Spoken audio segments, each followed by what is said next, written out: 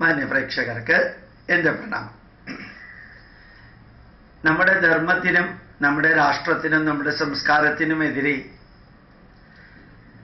ആര് പ്രവർത്തിച്ചാലും പ്രതികരിക്കാൻ അവസരം കിട്ടുമ്പോൾ പ്രതികരിക്കണം. നമ്മൾ തെറ്റ് ചെയ്തു എങ്കിൽ അതൊരു കുറ്റമാണ്. തെറ്റ് ചെയ്യുന്നവരെ പ്രോത്സാഹിപ്പിക്കുന്നത് കുറ്റമാണ്. തെറ്റ് ചെയ്യുന്നത് കണ്ടുകൊണ്ട് നിൽക്കുന്നത് കുറ്റമാണ്. തെറ്റ് ചെയ്യുന്നവരെ തടയാതിരിക്കുന്നത് കുറ്റമാണ്. തെറ്റ് ചെയ്യുന്നവർക്ക് വേണ്ടി ഒത്താശ ചെയ്തു കൊടുക്കുന്നത് കുറ്റമാണ്. തെറ്റിൽ ഞാൻ പങ്കെടുത്തില്ല, തെറ്റ് ചെയ്യുന്നവനെ ഞാൻ ഒളിപ്പിച്ചിട്ടുണ്ട്, അത്ര മാത്രമേ ഉള്ളൂ എൻ്റെ ബന്ധുവായതുകൊണ്ട്, അതും തെറ്റാണ്.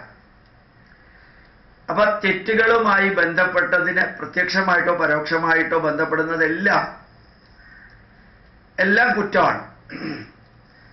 അതുപോലെ ഒരു സംഭവം എൻ്റെ ജീവിതത്തിലുണ്ടായി. ഞാൻ 2 വർഷം മുമ്പ് വരെ എല്ലാ വർഷവും അരുണാചൽ പ്രദേശിലും ആസാമിലും വിവേകാനന്ദ കേന്ദ്രവുമായി ബന്ധപ്പെട്ട് ക്ലാസ് എടുക്കാൻ പോവാറുണ്ട്. ഉത്സർഗ സമാരോഹ എന്ന് പറഞ്ഞ് ക്ലാസ് എടുക്കാൻ പോവാറുണ്ട്. അതിൽ 2-3 ക്ലാസ് എൻ്റെ ഉണ്ടാവാറുണ്ട്. ഈ ആസാമിൽ തിൻസുകിയ, ഡിബ്രുഗഡ്, ഗൗഹാട്ടി അവിടെയെങ്കിലും ക്ലാസ് ഉണ്ടാവാറുണ്ട്. വളരെ സന്തോഷകരമായിട്ട് അനുഭവം ഉണ്ടാവുക. അപ്പം അവിടെ ഒരിക്കൽ എനിക്ക് വളരെ വളരെ അത്ഭുതവും അഭിമാനവും തോന്നിയ ഒരു സംഭവം, അവിടുത്തെ ആസാം റൈഫിൾസ് ബോർഡർ സെക്യൂരിറ്റി ഫോഴ്സിന്റെ ചീഫ് കമാൻഡർ അദ്ദേഹത്തിന്റെ വീട്ടിലേക്ക് എന്നെ ക്ഷണിച്ചു.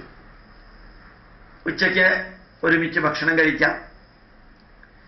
എനിക്ക് അത്ഭുതം തോന്നി. എന്നെ പോലെ ഒരു സാധാരണക്കാരനെ ആസാം റൈഫിൾസിലെ ചീഫ് കമാൻഡർ വിളിക്കുക, മിലിറ്ററിയുടെ അതേ പ്രോട്ടോകോൾ വെച്ച് എന്നെ ഗേറ്റിൽ വന്നിട്ട് സ്വീകരിക്കാറില്ല. നമ്മുടെ സാധാരണ അദ്ദേഹത്തിന്റെ വീടിന്റെ പടി വരെ പോകണം. അതാണ് മിലിറ്ററി റൂൾ. അത്ര അവിടെ എത്തിക്കഴിഞ്ഞാൽ പിന്നെ അവരുടെ മിലിറ്ററിയുടെ ഇത് പ്രകാരം അകത്തേക്ക് കൊണ്ടുപോകും.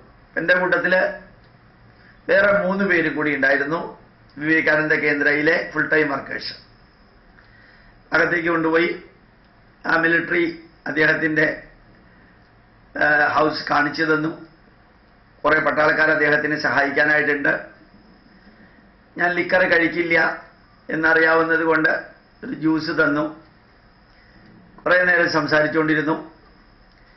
അദ്ദേഹത്തിന്റെ മകള് ആ സമയത്ത് പുറത്തേക്ക് വന്നു. ഭാര്യ അവിടെ നേരത്തെ ഉണ്ടായിരുന്നു. അപ്പൊ ഇദ്ദേഹം മകളെ പരിചയപ്പെടുത്തി. ഓരോ കാര്യങ്ങൾ പറയുന്ന കൂട്ടത്തില് ഇദ്ദേഹം എന്നോട് പറഞ്ഞു, ഞാൻ മകളോട് ഇപ്പോഴും പറയാറുണ്ട്, സമയം വേസ്റ്റാക്കരുത്, ഓരോ മിനിറ്റും ഉപയോഗിക്കണം, ജീവിതത്തിൽ പ്രത്യേക രീതിയിൽ വളരണം.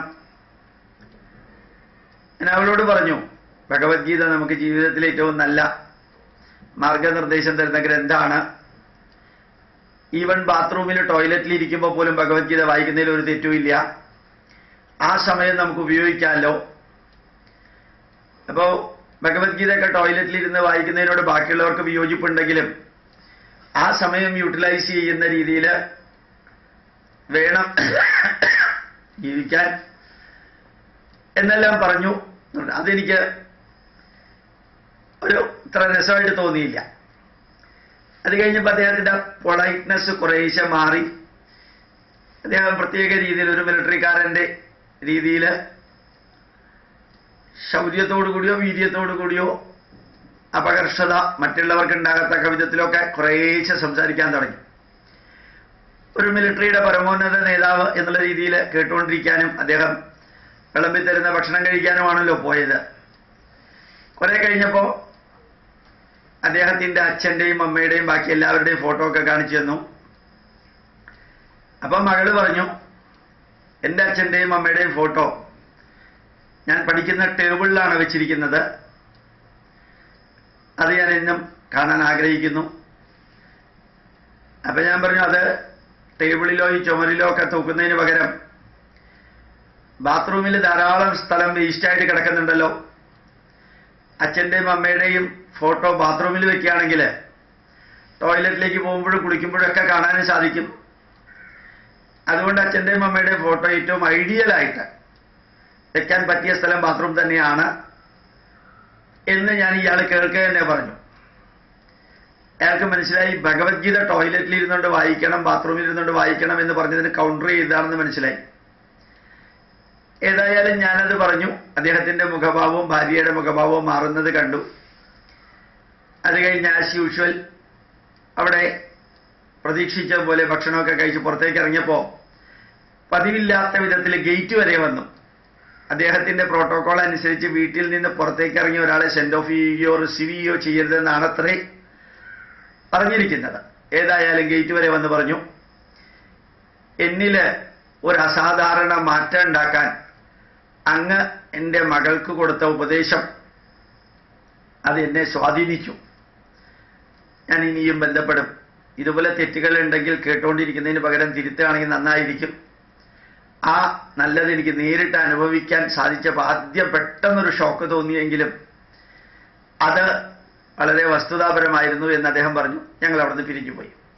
ഞാൻ നിങ്ങളോട് പറയുന്നു, ഈ ലോകത്തിലെ എത്ര വലിയ വ്യക്തിയാണെങ്കിലും നമ്മുടെ രാഷ്ട്രത്തിനും നമ്മുടെ ധർമ്മത്തിനും നമ്മുടെ സംസ്കാരത്തിനും എതിരെ ആര് എത്ര വലിയവൻ എന്ന് പറഞ്ഞാലും എൻ്റെ അമ്മയെയും എൻ്റെ അച്ഛനെയും ഒരാള് അയാളുമായിട്ട് ബന്ധപ്പെടാത്ത കാര്യത്തിനെ വിമർശിക്കുകയോ എതിർക്കുകയോ പുച്ഛിക്കുകയോ അവഹേളിക്കുകയോ നിഷേധിക്കുകയോ അല്ലെങ്കിൽ അസഭ്യം പറയുകയോ ചെയ്താൽ പ്രതികരിക്കാൻ ഒരു മകൻ എന്ന രീതിയിൽ നമുക്ക് ഉത്തരവാദിത്വമുണ്ട്.